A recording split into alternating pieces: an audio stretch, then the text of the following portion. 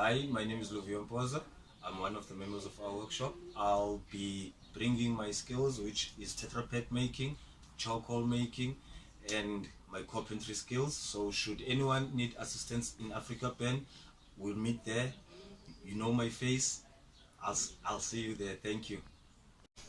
Hello guys, hi, my name is Sizwe Shumani. I'm doing the sculptures. I'm using wire and plastic to do my sculpture. So I would like to go to Afrika Burn to share my skills with other people and teach other people how to use recycling material. I'm the member of our workshop. I would like to go.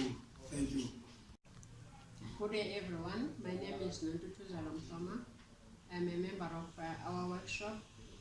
I'm doing weaving using grass, and I'm doing the beading using the beads, the glass beads. I'm interested, very much excited in the AfrikaBurn. There I will be learning people to use the natural resources like grass, which I'll be using the grass mat to sleep on it, and the picnic basket to carry my food. Thank you very much. Hello guys, my name is Atengosi Ndendeni. I'm the member of our workshop.